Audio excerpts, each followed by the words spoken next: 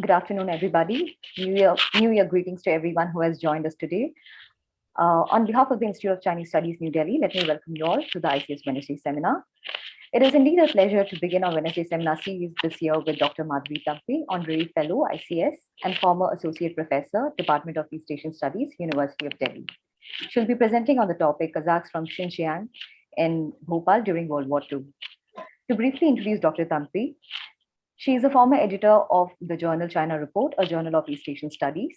She taught Chinese history at the Department of East Asian Studies at the University of Delhi for many years.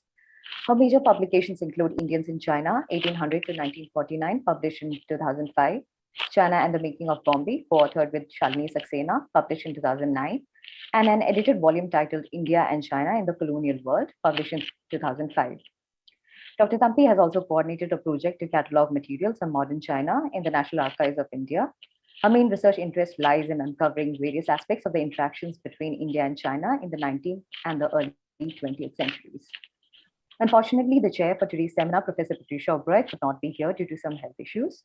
We'll straight away begin with Dr. Tampi's presentation. Before we begin, I would like to remind our participants that during the duration of the event, all participants except the speaker shall remain muted.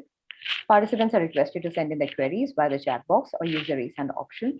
Please unmute yourself only when called upon to do so by the chair. Without further ado, let me now invite Dr. Madhvi Tampi to begin the proceedings. Over to you, ma'am. Thank you, Rija. Good afternoon, everybody, and welcome. I know many people are ill at this time, unfortunately, and I was particularly sorry that Patricia O'Brien could not be present as the chair, because I was really looking forward to her inputs, which are always very valuable on this topic. But I'm very grateful to Ariane Akinci, who is joining us from Turkey right now.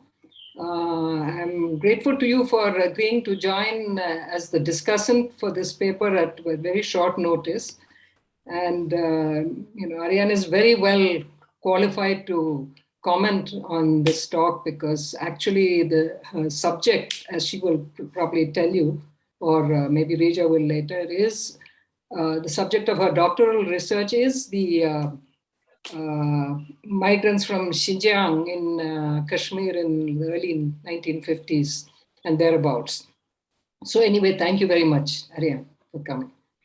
Okay, my talk today is essentially a microhistory about a community of several hundred Kazakhs from Xinjiang who during World War II migrated en masse to Bhopal, which is about 2,500 kilometers away as the crow flies. And it's not just the distance, but it's like over the mountain, Tibetan plateau and mountain Himalayan mass in between. Overland movement of people between different parts of China and northern India was not unusual, but a mass flight of this nature was unprecedented as far as I am aware. Now, my interest in this subject emerges from a couple of larger team projects I've been involved in, which Rija mentioned just before this, which is to catalog materials related to modern China and the National Archives of India. The information presented here has been actually derived mainly from the materials I was able to access in the National Archives. I found it strange that despite the fact that there are hundreds of pages of documents in the archives about these Kazakh refugees, no one, to my knowledge, has written about them. Now, compared to the reams that have been written about, for instance, the Polish wartime refugees in Jamnagar, Gujarat, there is hardly anything you find even on Google about these Kazakhs in India. There are a few studies for sure about the presence of Xinjiang Kazakh refugees in Turkey that go into the history of their exodus, but even these hardly pay attention to the 10 years that they spent in this part of the world. The aim of my presentation today, however, is not just to tell their story, unusual and dramatic though it may be. The larger significance of the odyssey of these Kazakhs is that it was tied up with several major developments taking place in the wider region and the world at this time. It throws light on the volatile politics within China, the delicate state of the wartime alliance between Britain and China, the fraught relations between the governments of Republican China, British India, and Tibet, the strength of Islamic networks in the region, and the sometimes prickly relationship between the government of India and the Indian princely states at that time. Now, how this community of Kazakh refugees navigated all these complexities and managed to survive as a group, although with great losses, is quite extraordinary.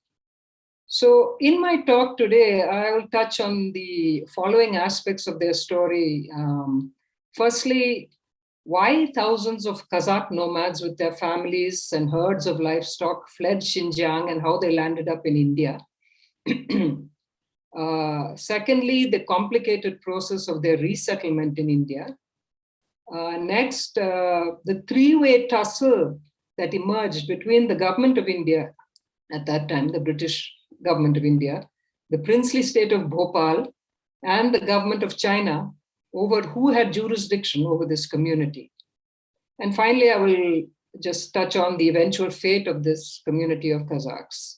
Now, if we start with why the Kazakhs left Xinjiang and landed up in India, the Kazakhs were the second largest ethnic group in Xinjiang after the Uyghurs.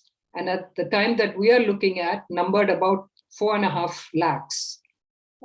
They were pastoral nomads who moved eastwards into the northern regions of Xinjiang in the course of the 18th and 19th centuries, mostly.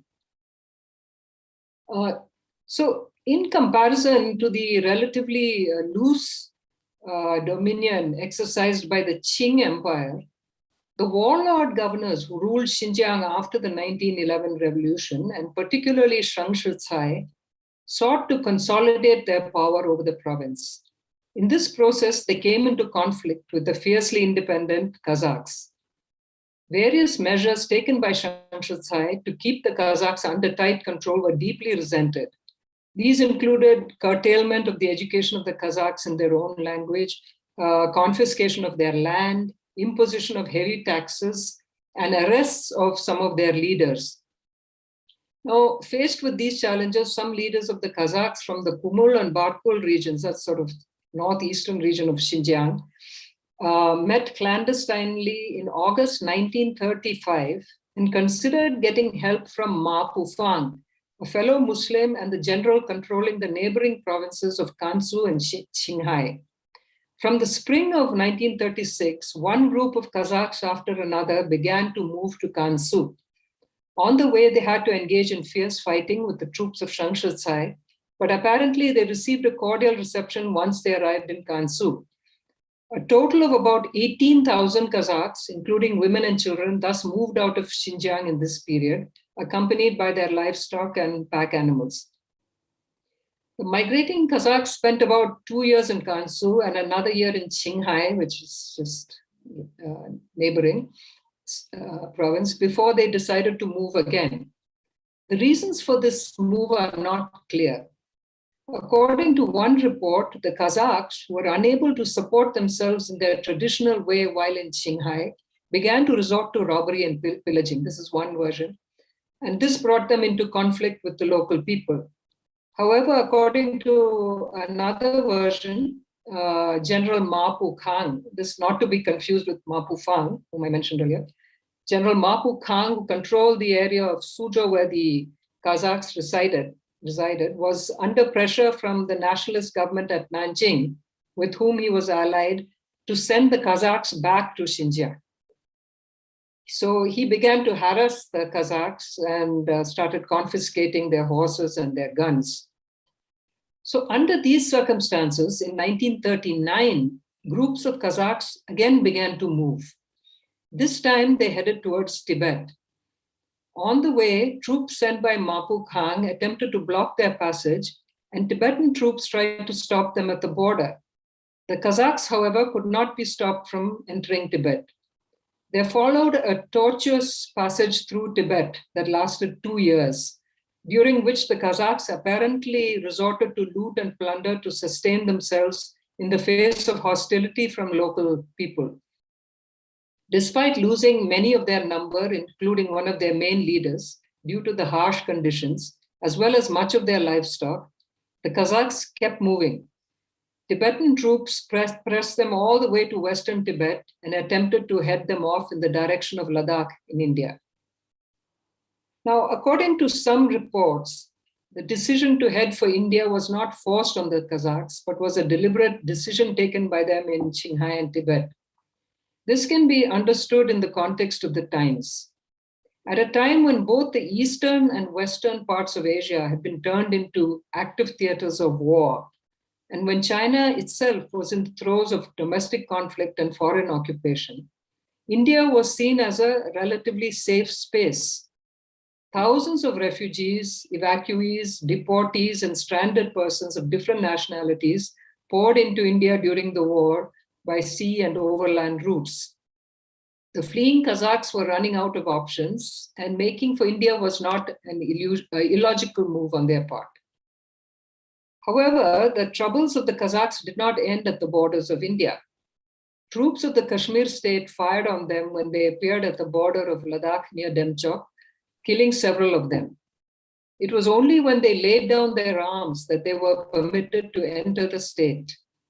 They were then taken to a camp near Muzaffarabad. The difficult journey over the Zojila Pass from Ladakh proved too much for many of the refugees, already weakened by their passage through Tibet. A number of them died of exhaustion and cold. Moreover, arrangements at the Muzaffarabad camp were primitive. Poor sanitary conditions, shortage of food, and disease led to the deaths of nearly 1,000 of the refugees there. So in contrast to the grudging tolerance shown by the state authorities in Kashmir under the rule of the Dogras, local Muslim leaders were stirred to action by the conditions of the Kazakh refugees. They tried to organize help and put pressure on the authorities to take remedial action. Among them, by the way, was Sheikh Abdullah, who was later, as we know, the Prime Minister of Jammu and Kashmir in independent India.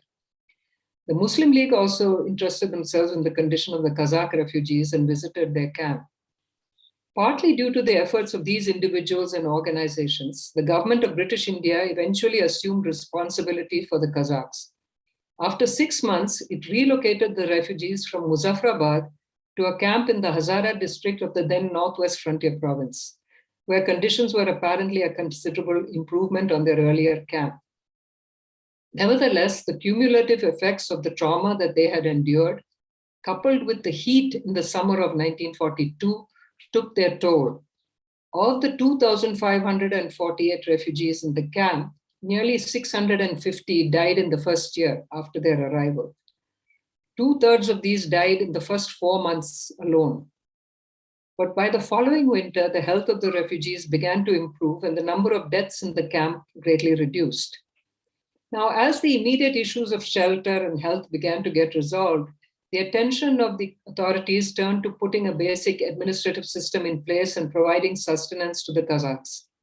Overall, the authorities found little occasion to interfere in the activities of the Kazakhs in camp, who were governed on most matters by the 2 pashas and several wazirs among them.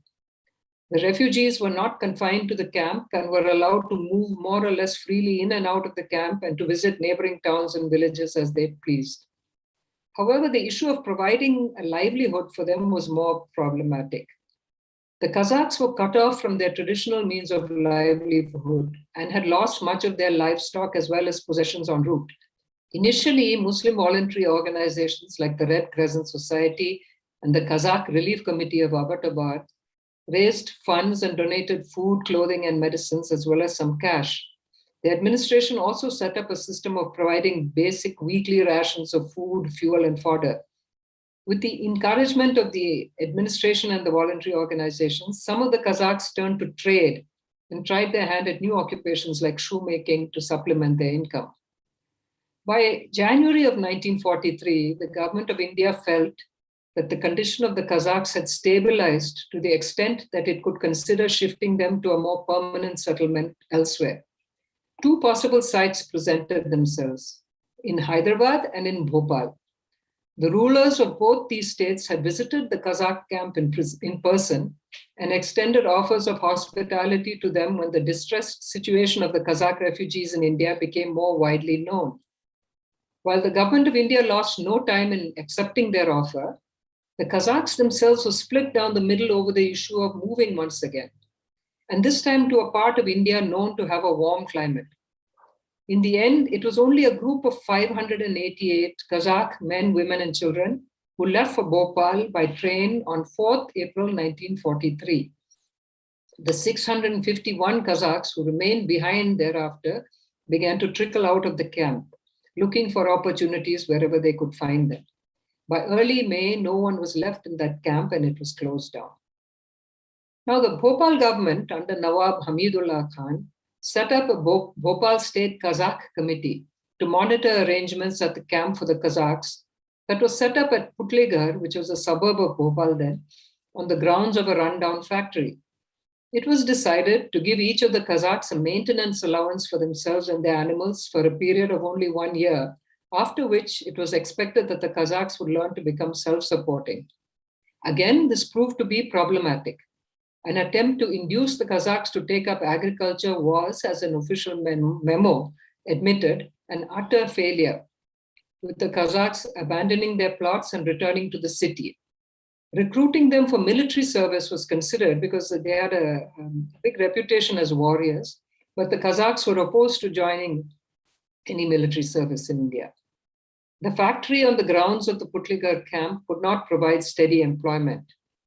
Ultimately, with the encouragement of the Bhopal authorities, many of the Kazakh refugees tried to sustain themselves by making or embroidering items like shoes, caps, bags, tablecloths, etc.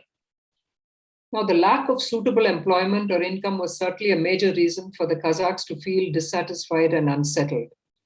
Officials blamed the difficulty that the Kazakhs faced in settling down anywhere in India on their nomadic way of life. Nevertheless, the Kazakhs had certainly in many ways adapted to the conditions that they had found in India. In stark contrast to their record of fighting and pillaging while they were on the move from Xinjiang to India, the Kazakh refugees were largely peaceable while in India. Apart from their tendency to wander and to not stick to any particular occupation, they do not appear to have troubled the authorities unduly. After relocating the Kazakhs in Bhopal, the government of India was happy to wash its hands of them. As a note to the authorities in Bhopal about the refugees reads, quote, and I quote, "Now that they are safely settled in, the government of India consider that their responsibilities in this matter have ceased. Government is most happy to leave it entirely in the hands of the state authorities." However, just when it seemed that the problem of the Kazakhs had been settled, a new concern arose. In June 1944, nearly 3 years after the Kazakhs entered India, the Chinese Consul General in Calcutta, C.J. Pao, informed the government of India that a group of Kazakhs had come to meet him and had requested his help. He expressed a wish to visit their camp at Bhopal. Once the government of China started to get involved, the government of India found it difficult to take a back seat. Until this time, the Kazakhs were viewed by the government of India largely as a domestic concern and as objects of charity.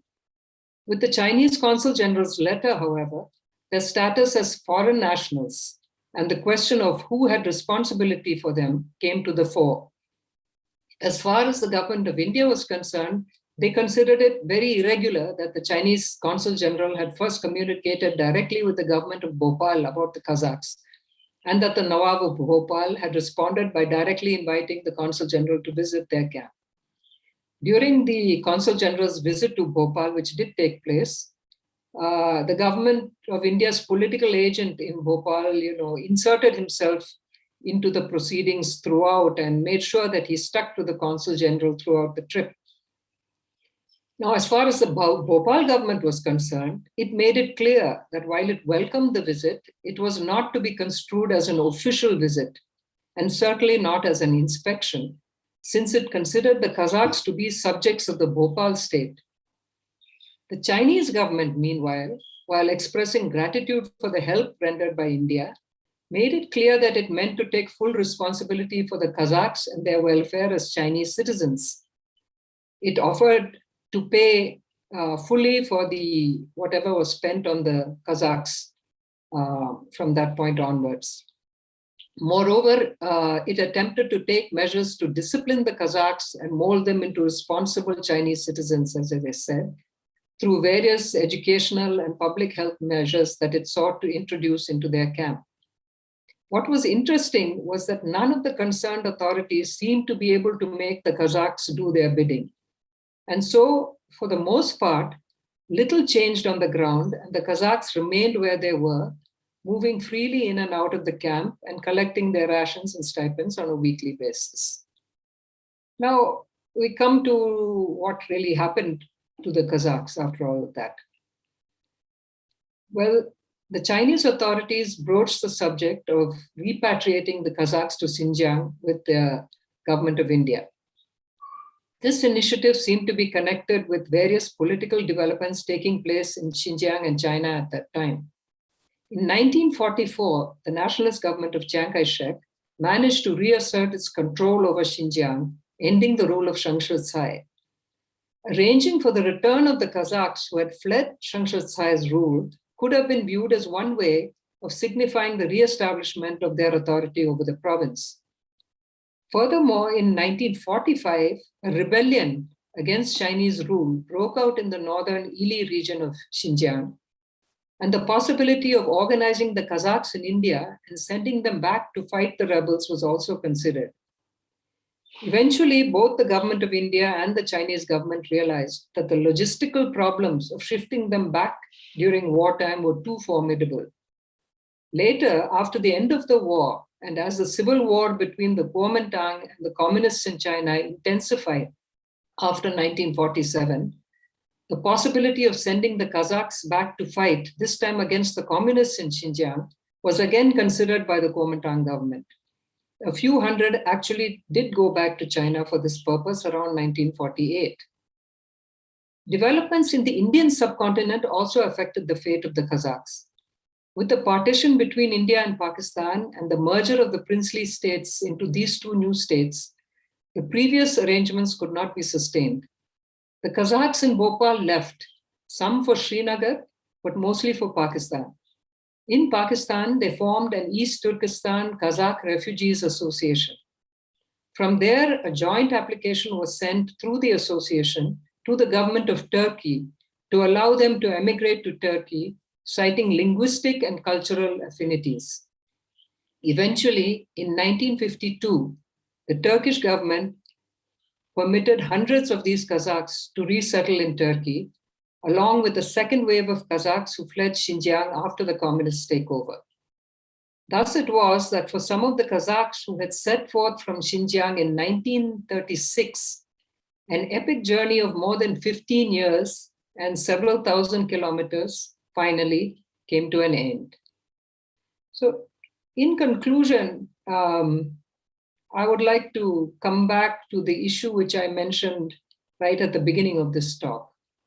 That is that this journey of the Kazakhs could be seen in one sense as part of the regular flow of people and goods between China and India or South Asia that had been going on for centuries. But we can see some differences in this case of the Kazakh refugees whom we have been discussing. In the first place, traditionally, it was much more common to find Uyghur merchants from southern Xinjiang coming to Ladakh and Kashmir for trade purposes than Kazakh nomads from the northern part of Xinjiang. Secondly, this was a mass migration of several hundreds of people, including men, women, children, and livestock also, triggered by political factors rather than economic factors. But perhaps the most significant difference which we see in this incident, in this episode, from the earlier circulation that used to be there, is the salience of the issue of citizenship and belonging. The new regimes of border controls and defined citizenship made these traditional kinds of flows between that region of China and Central Asia and India, South Asia. It made these flows increasingly problematic and particularly traumatic for those on the move. The borders were, at this stage, borders had begun to be delineated from the second half of the 19th century, the borders were at this stage still not as rigid as they were to become later, which is why a group of hundreds of nomads with their livestock were allowed to cross the border at all. But we can already see the coming to the fore of border and citizenship issues in this case of the Kazakh refugees. I would like to end this presentation by asking whether this story tells us anything about the larger canvas of India-China interactions in the modern era. Because that's how I actually came to this subject in the first place, looking at the kinds of interaction between India and China in the 20th century. I would like to argue that this episode of the Xinjiang Kazakhs in Bhopal is illustrative of the special nature of India-China interactions in the period of World War II. This was a period characterized by a rapid expansion and diversification of the interactions between India and China. These interactions were both state-driven exchanges, as well as a product of initiatives taken by countless individuals and groups trying their best in the difficult wartime conditions to make a life for themselves. The wartime alliance between British India and Nationalist China gave rise to a major expansion of official exchanges in fields as diverse as diplomacy, military cooperation, telecommunications, banking and finance, aviation, scientific and technical cooperation, education, and so on.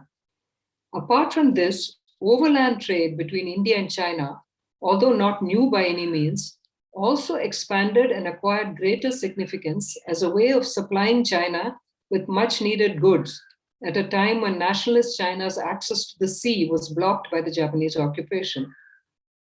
At the same time, the footfall of ordinary Chinese in India also greatly increased during World War II. The ranks of the Chinese migrant community in India swelled with the arrival of refugees, deportees, evacuees, army deserters, stranded seamen and traders, along with Chinese students, officials, and others arriving in India or transiting through India to other countries. The Kazakh refugees in Bhopal could be seen as one such contingent. Strictly speaking, these Kazakhs were not war refugees, as their displacement was due to internal politics in China rather than to actual wartime hostilities. Nevertheless, their arrival and stay in India was facilitated and affected by the wartime conditions. This included the wartime alliance between British India and Nationalist China, by the difficulties faced by the nationalist government during the war, Chinese nationalist government, and by its policies towards overseas Chinese in this period. While routes of trade and pilgrimage between Western China and India had been active for centuries, it was the wartime conditions, I would like to suggest, that permitted a group of several thousand Kazakh refugees to arrive at the doorstep of India with their livestock and pack animals and arms in hand, and be given a home in Bhopal for several years. I'll stop there. Thank you very much.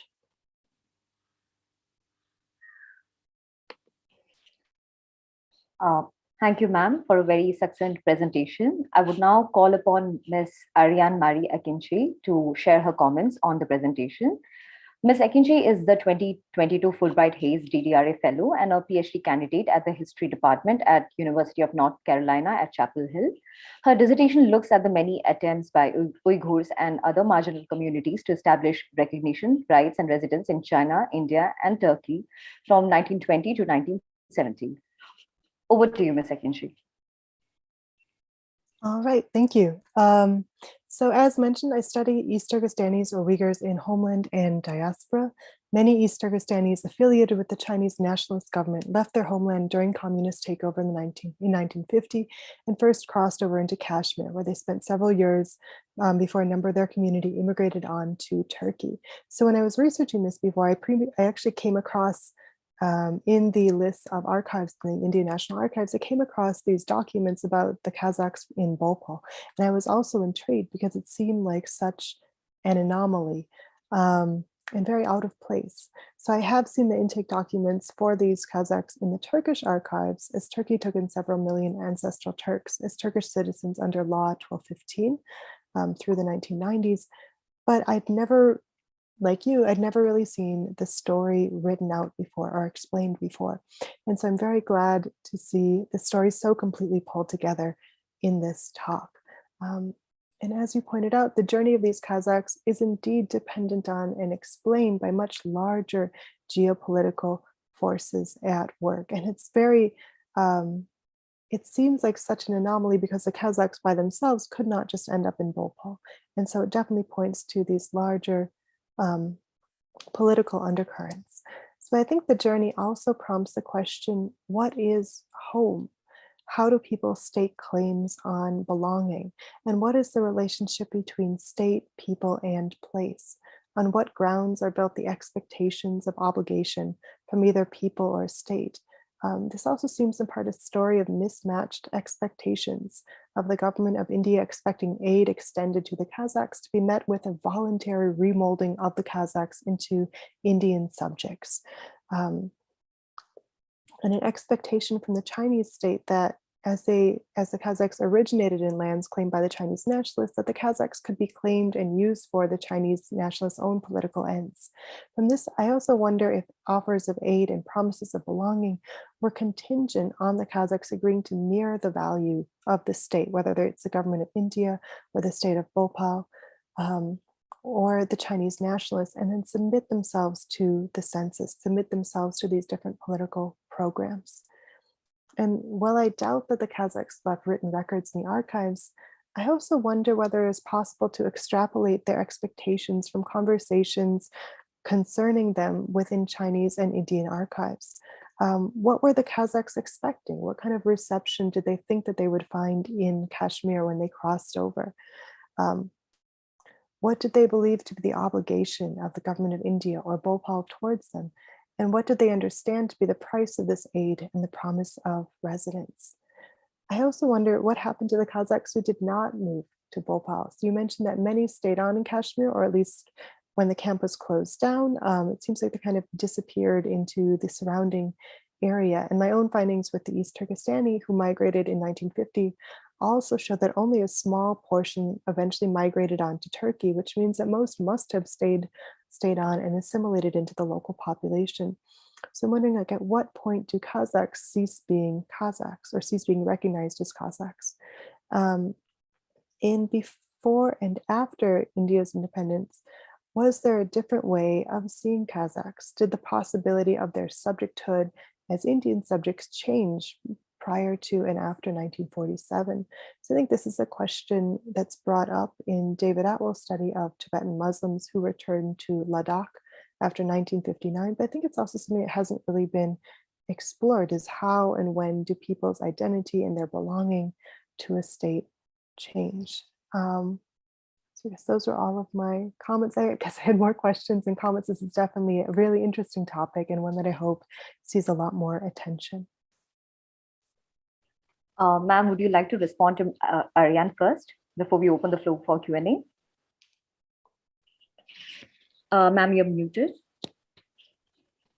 Yes, thank you. I think you've raised a number of relevant points, and the issues of citizenship, belonging, which you have highlighted, I mean, they're really,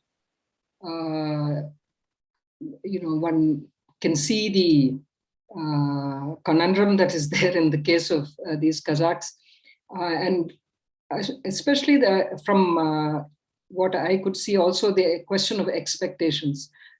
Everybody seemed to have sort of a mismatch of expectations about what could be expected of the Kazakhs, and maybe the Kazakhs also what they could find in India. As you said, there is very little voice of the Kazakhs in the files that I have seen. It's mainly, British officials who are interpreting what the Kazakhs are saying. Though I must say, I haven't, because of this pandemic, I haven't been able to see all the files. There are still some in there which I haven't been able to access. So one doesn't really know what they were expecting. One has to kind of infer. But one thing which seemed clear to me was that the very fact that they came to India, maybe they had to come to India, they had no other place, but the very fact that they came to India, where obviously they could not continue with their normal economic life, put it that way,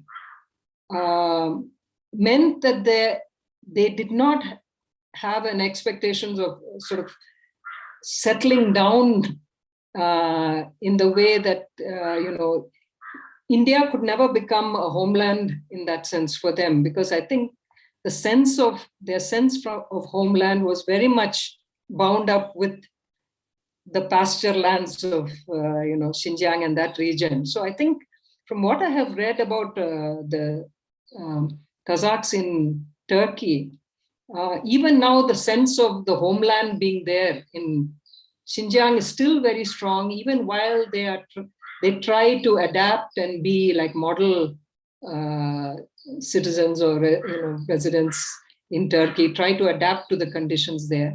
I think they got a flavor of that while in India first, where they could not maintain their traditional way of life in economic sense, but they maintained in a social and cultural sense, they maintained their kinship. I mean, their sense of belonging and their identity with each other. I mean, this must have been a real struggle, a real struggle for them, because how do you maintain that sense of social integration, which I think they did, considering how many numbers they lost on the way, and the fact that they were eventually quite dispersed, but still, hundreds of them together could stay together. I mean, it's quite remarkable. I don't really have answers for how they did it. And but I think they learned in India, maybe, the process of adapting to a different kind of lifestyle, which probably would have served them well when they moved on to Turkey, where I presume it's a similar situation. They wouldn't have been able to go back to their grazing and pasture lands and things like they had in Xinjiang. Anyway, it's really quite a interesting. I must say I learned a lot about Kazakhs, because though I have looked at Indian migration to Xinjiang, the connections were always with southern Xinjiang, really. Kashgar, Yarkand, the region around the Tarim Basin, that was where the connections of Indians going to Xinjiang and vice in the reverse direction. And I knew very little about the nomadic Kazakhs who lived in the northern regions. And their coming to India is still something of a puzzle, but I could only try to explain it the way I have, which is that they had run out of options, and India was a kind of relatively stable space during the war. Anyway, I don't think I will really answered your questions, but I had these thoughts also about, similar to what you were saying about the issues of identity, belonging, and also about what were the expectations they had of the governments and the government had of them, and the mismatch between them. I think you put it very nicely. Maybe we can come back to these things later after other questions. Thank you, ma'am. So we'll now open the floor for Q&A. There are a few questions in the chat box, questions and comments. We have a question from Jabin Jacob. Jabin, would you like to unmute yourself and ask a question?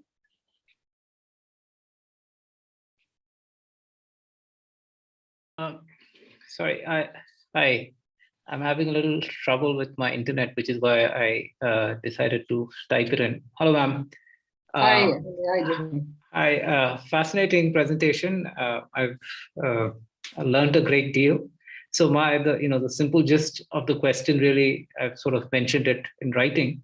Essentially, why is India-China the framing, for this entire movement of the Kazakhs across multiple spaces, which even, if you take Kansu, you talked about the warlord period, for example.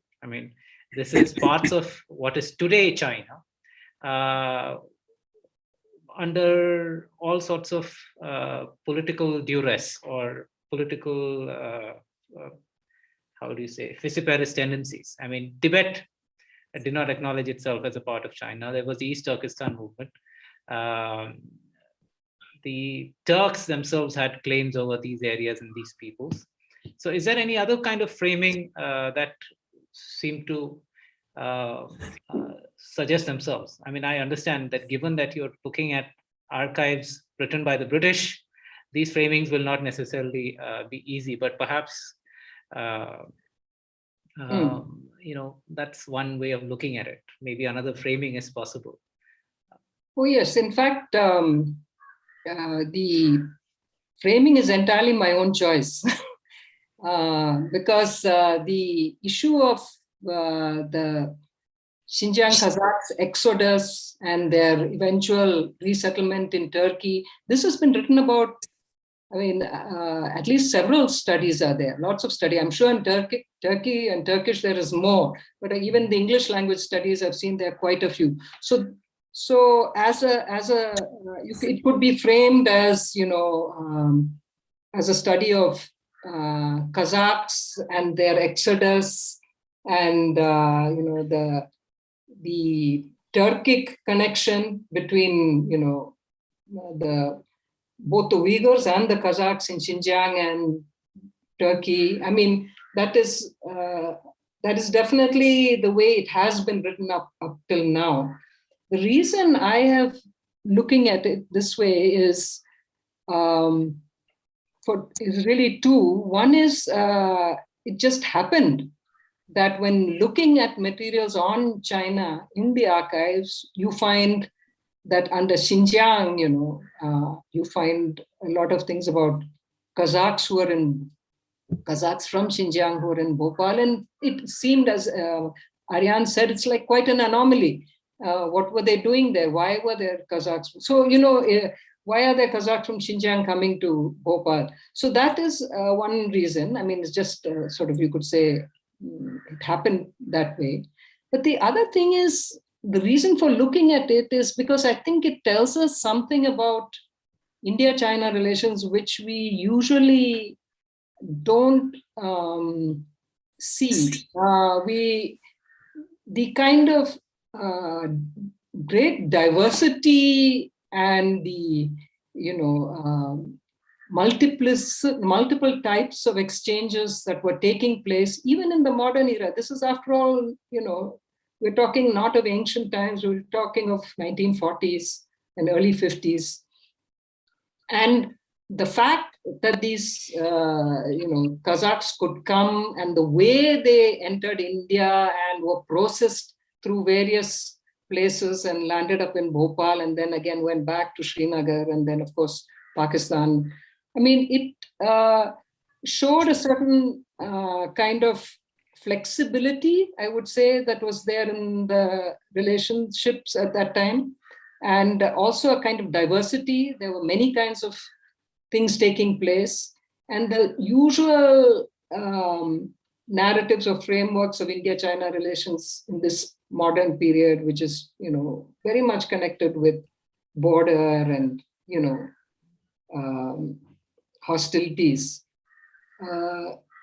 This is a kind of another view. And in fact, if one looks at those materials during the World War II period and even later, 1940s and even early 50s, in the National Archives, you will get rather a different picture of India-China relations, what they were and what they could have been. So that's the reason I would say I'm looking at it. I'm basically a person who works on India-China interaction.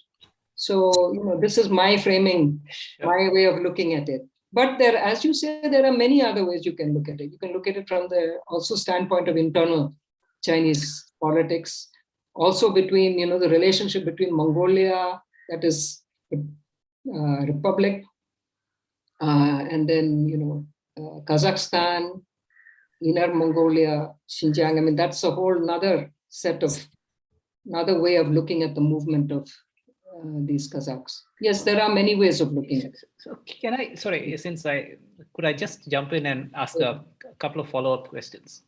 One, I suppose, the India-China framing is also pretty new in history, shall we say. So I suppose the first question is a politics of the archives. The fact that this gets classified under a China label in the Indian archives or by the British itself is, perhaps ahistorical in many ways. And these are border peoples. You mentioned the Uyghurs who used to come down south to Srinagar and use this route, for example, to go on Hajj and so on. I mean, that's an exercise that took place independent in many ways of state authorities. So the state sort of inserts itself into it. I mean, we see the Chinese consul general in Calcutta, for example, saying, did you get him, for example, who are these Kazakhs petitioning him, right? I mean, do we have proof of this petition, or is it his claim that he was petitioned? I mean, I think that would be something that would be interesting to look at. The other thing is, because today we see, you mentioned the border problems. We see now a relook in Indian politics of how Tibet should be seen in the India-China relationship.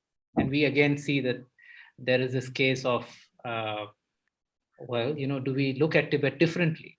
So in the space of 100 years or 150 odd years, these framings are already changing. I think that's the sort of point that I was perhaps trying to highlight, that maybe we need to reorganize, the space of, or the place of border peoples in our archives, in our imaginations, in our history textbooks, and whether the intervention of the state actually distorts history in many ways. I think that's sort of the larger point of comment. Perhaps it is a little disorganized, but I was inspired because of the very interesting presentation you made. Thank you. Absolutely, I agree with you. That about this politics of the archives, and I even tried to show that initially, the coming of the Kazakhs into India was not seen as a, particularly a Chinese thing, as something to do with China. It was seen as, peoples who are stuck and who can create trouble, but they should be sort of brought in. And, it's a mixture of things, charity, humanitarian, as well as trying to keep law and order and all this. The China factors comes in 3 years after they enter. So, it becomes a China issue at some point. And that's because, it suddenly becomes an issue between Britain and China, or British government of India and China. But these peoples themselves, they should, they were, to categorize them rigidly as, Chinese people coming into the modern nation state of India. Those kind of things don't make sense when you're talking about these historical periods. So I'm really on the same page with you about that.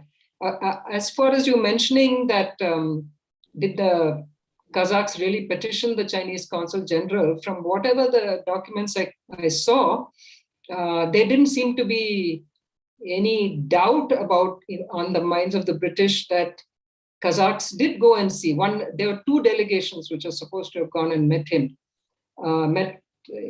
in. I'm sure. That was just my suspicious mind. So they just, that was probably did take place, because I think the Kazakhs also were looking out for their own best interests. If the British could help them in some way, Bhopal government could help them in some way, they would be fine. They were not looking at it as either or kind of situation. Whoever could help them, and they were in a dire situation. So whoever could help them, they were going to them. But it created problems for all the 3 governments involved. Yeah. Thank you. Thank you. Okay. Thank you, ma'am. We have another question in the chat box by from Colonel Virendra Sahai Verma. His question is, like the Kazakhs, is there any connection of Mongolia with Mongolpuri?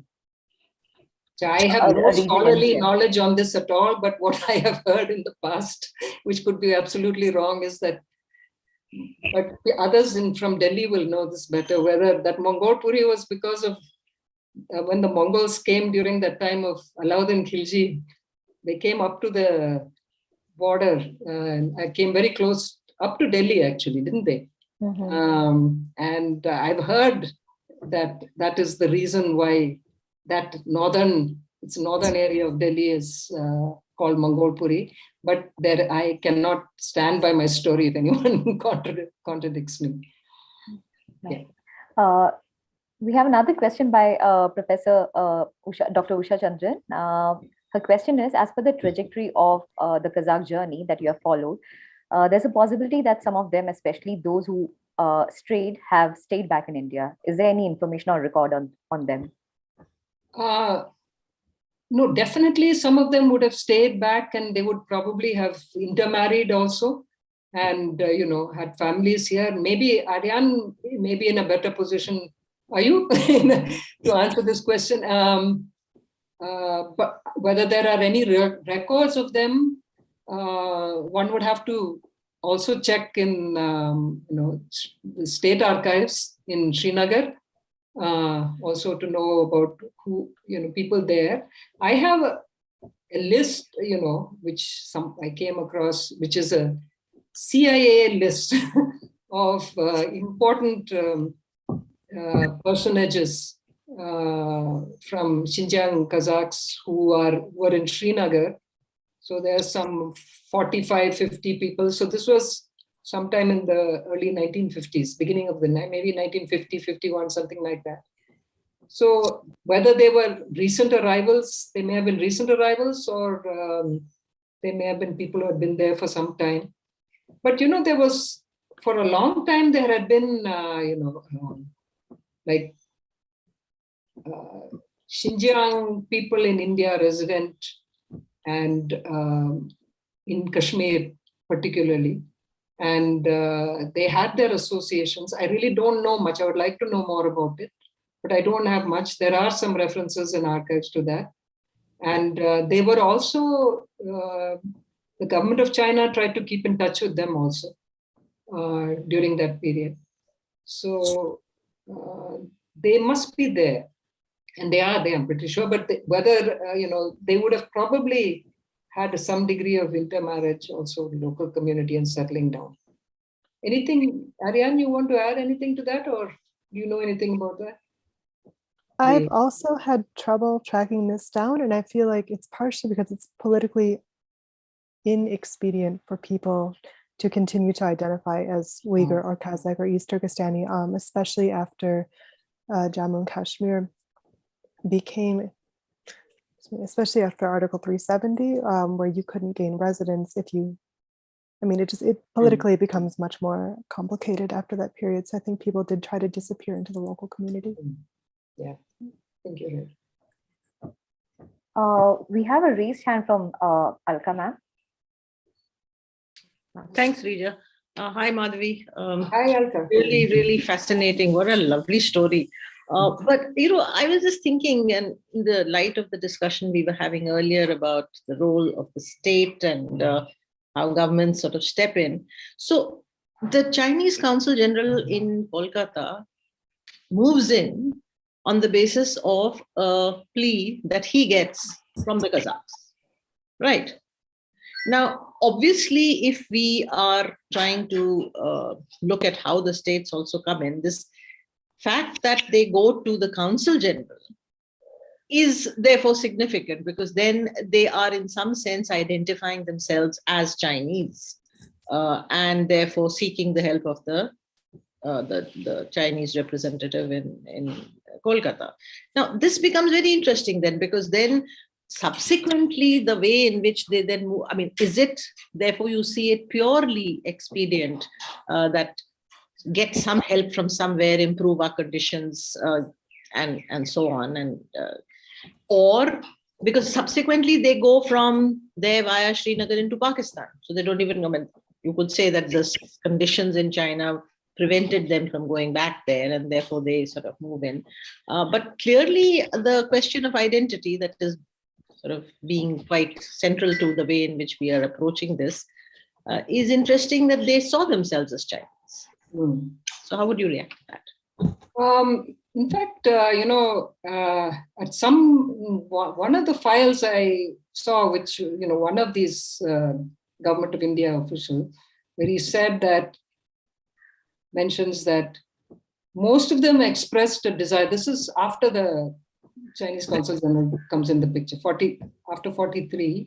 It says, most of them expressed a wish to go back to China.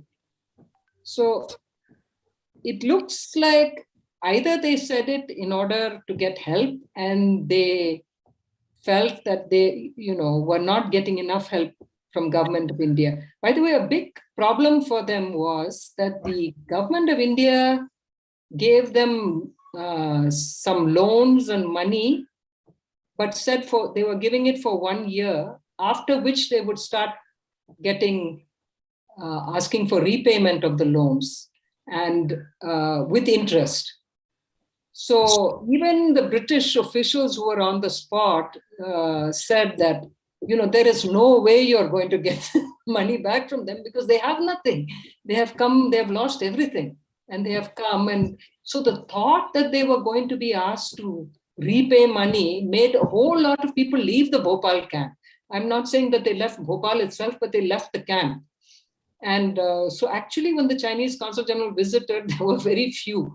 But once the Chinese government said that they would pay for all the expenses and the subsidy and all that, people started coming back to the camp. So maybe, it could have been purely, like, I wouldn't say opportunistic in a bad sense, but in the sense of, like, let's see where we can get some help. And, also they could have been missing their original home, and there was still a chance that they could go home. But that chance of going back to their original place, their pasture lands, their homeland, was scuttled first by the war. It was just considered impossible to get them all back. The second was that then the civil war between the, Kuomintang and the communists, and the communists taking over Xinjiang by the end of the decade. So that sort of made it impossible for a lot of them to go back. I mean, at least they didn't want to go back to China. But maybe there was a period when they still, though they had fled Shangshat Tsai's rule, and maybe there was still a period where they considered themselves belonging to at least those lands, that original homeland. So, these are very fluid things, I think, where you belong, and, whether making very practical decisions about where you belong and whom you belong to. Yeah, thanks. So just a rejoinder here that, indeed, because by the time, Jebin's point that these are border areas, borderlands, and so on.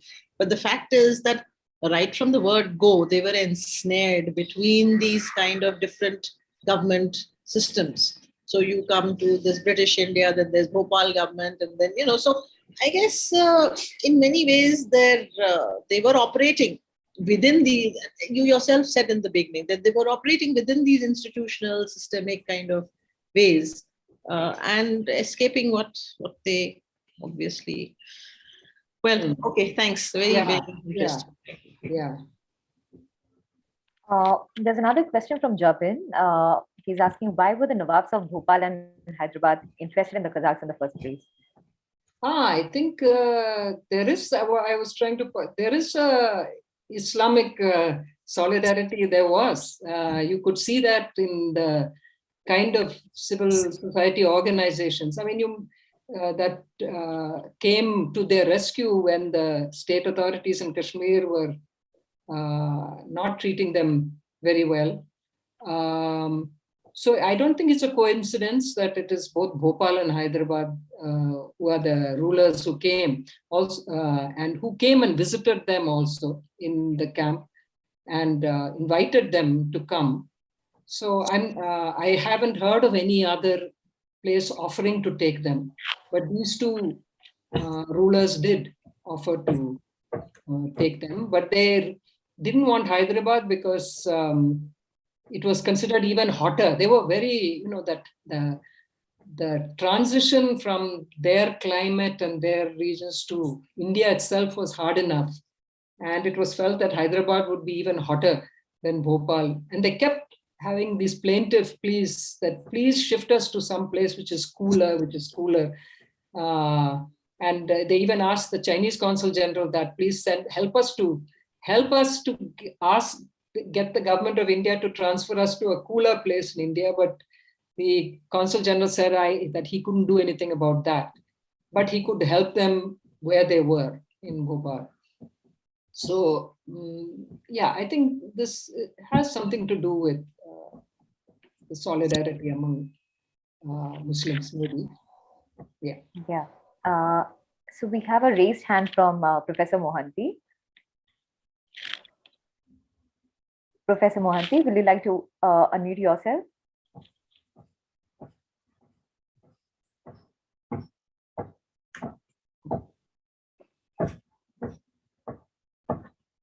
Professor Mohanty, you're muted.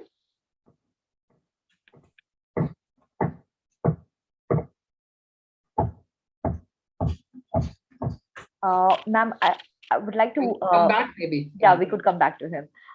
We have another question from Dr. Hemant Adlakha. His question is, there were many well-known poets among those Kazakhs who fled the Russification of their land in the 19th century. He has mentioned the name of the poets in the chat box, who have contemplated themes and issues of political, cultural, and social unity. Do you find any such literary trends in the files you looked at in the archives? No, unfortunately, I haven't found something. I would be very happy if I could find something like that. But as I was saying earlier, the voice of the Kazakhs themselves is not coming through in the files I've seen so far. But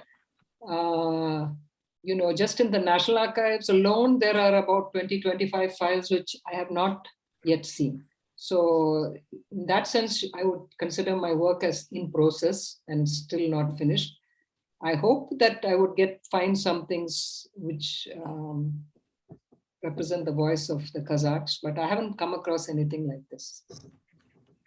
There's another question from Ambassador Shokant.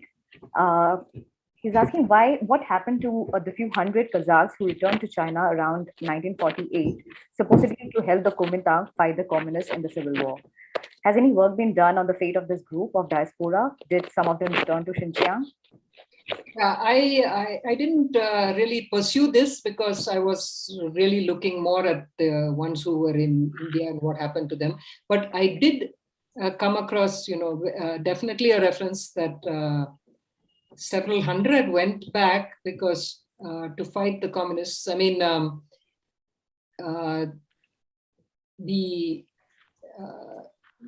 they were fighting. I mean, I wouldn't say that it would be wrong probably to say that all Kazakhs were against communists and all this kind of thing. If you read a lot of the literature, you'll find that kind of stuff.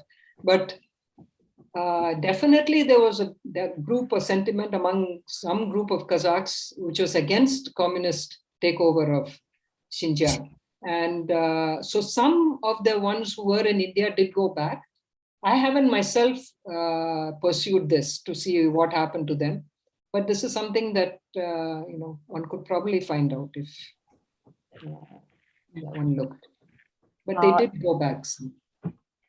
Okay. So we have another question in the chat box by Dr. Abhilash Ramesh. Would the present conflagration in Kazakhstan prompt similar flare-up in China? Oh my goodness! And your answer would be as good as mine. It struck me too while I was knew this talk was coming up, that my goodness, it's become very topical because we're seeing a lot about Kazakhstan in the news. But one thing is that Kazakhs are spread over, Kazakhstan, Republic of Mongolia, Inner Mongolia, and Xinjiang, all these areas. And they have ties, and particularly in the from what I've seen in the last 20 years, or especially after the fall of the Soviet Union, there has been more going back and forth among them, or they meet each other, people in these different countries. So I wouldn't be surprised, but I don't know. I cannot predict anything about that. We'll now go back to Professor Mohanty again. Professor Mohanty. Can you hear me now? Yes, sir. We can Okay. hear you. Well, firstly, really fascinating presentation, and I think this is a good contribution to people's history, people-centric history. Thank you very much. Now, actually, already Jabin in his supplementary had mentioned. Professor Mohanty, can you speak louder? Yeah, okay. It's very soft. So this is about the role of civil society organizations, because as you said, their movement, the decade or so that they stayed there, and addressing to various problems that they faced. There must be a number of not just specific Islamic organizations, but also other social groups who were of some help to them, or were there some groups who were hostile to such arrangements? So what role did the social groups play in this whole process? And a supplementary to this, well, unrelated maybe, another question is whether there was any link at all to what later on emerged as the ETIM, Eastern Turkestan Independence Movement, or anything close to that. About this social groups, all the civil society type of groups which I saw mentioned in the files were mainly Muslim voluntary organizations, but there are also like Kazakh committee of Abbottabad. You can't say, you don't know who all would have been in it. One thing which I saw was that in the area of the Northwest Frontier Province, that place camp near Tarnava, which is in the Hazara district, I saw that they were welcomed. Local population welcomed them. I mean, this was different from what we saw in the files when they were coming through Tibet and maybe even Qinghai, where they got into hostilities with local population. In the Northwest Frontier Province, it was mentioned several times that local people tried to help them and welcomed them.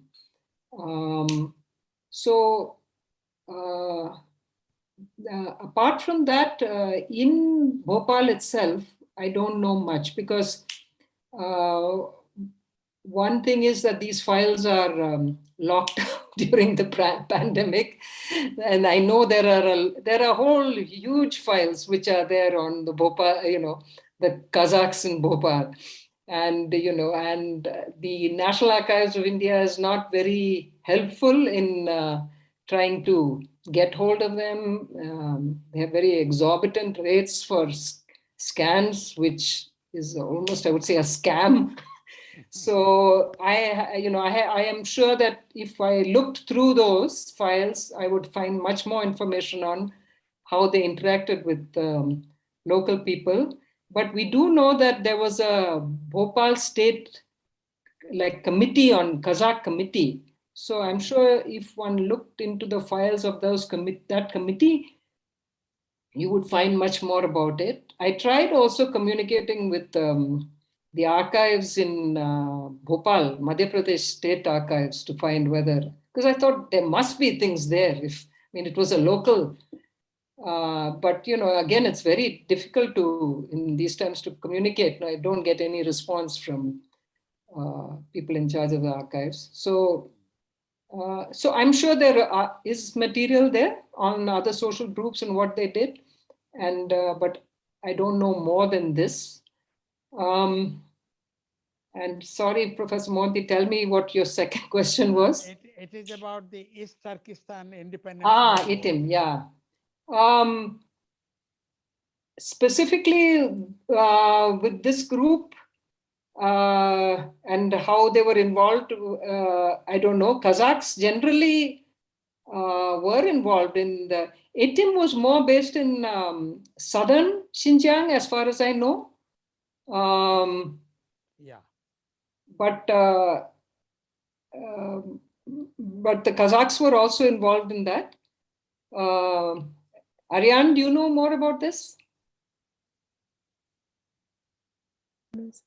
So with the East, Tiret, Turkestan Islamic Republic of East Turkestan, many of them were actually Kazakh when they moved into. So the movement in southern Xinjiang was started by people who are today recognized as Uyghur, but didn't see themselves as such. And they later allied with the nationalist government in China and were in Chongqing, where they met up with a number of Kazakhs, and they returned to Xinjiang in 1946 and formed a government that was some people from southern Xinjiang and some Kazakhs. And then when the communists came, this group together, about 10,000 of them moved over into Kashmir, but it was a very mixed group. So the East Turkestanis who moved over later were actually about 80% Kazakh. So there was, Kazakh might have been more of a ethnic identity, and East Turkestani was a kind of political identity. Okay, thank you very much. Thank you, ma'am. I think we'll have to wrap up the session now. So, ma'am, would you like to make any concluding remarks before we wrap up? Yeah. There is one question more from Sandeep. Should we take that? Yes, sorry, I missed that. Yeah, so his question is it possible to know religious and ethnic composition of those Kazakhs who came to Bhopal? I ask because between 1860 and 1930, around 2 lakh Koreans came to Kazakhstan. I'm interested in if there were any Korean ethnic Kazakhs in Bhopal. I haven't come across any reference to that, and I would doubt it, because it seemed like these were almost, they moved like clans, I don't know what tribe or clan, but groups led around certain leaders. So it didn't seem, I've never come across any reference that there were any Koreans among them. Definitely, if you say religious composition, Muslim, and some, you hear Kere Kazakhs were among the people. There are different groups of Kazakhs. One which I've come across in this thing is called Kere, K-E-R-E or K-E-R-E-Y. They are one of the groups, but I haven't come across Korean. But that's a very interesting fact that Sandeep has brought up. Yes, ma'am. So that's the last question. So, ma'am, would you like to make any concluding remarks before wrapping up? No, I think that's fine. Yeah. No particular concluding remarks. Yeah. Thank you, ma'am. Thank you, ma'am. This has been a very interesting seminar. On behalf of ICS, let me thank Dr. Madhvi Tampi for joining us and sharing her research with our audience. I would also like to thank Ms. Ariane Akinci for sharing her valuable comments on the presentation. The video of today's lecture will be available on the ICS YouTube platform. Thank you, everyone, for logging in. Have a good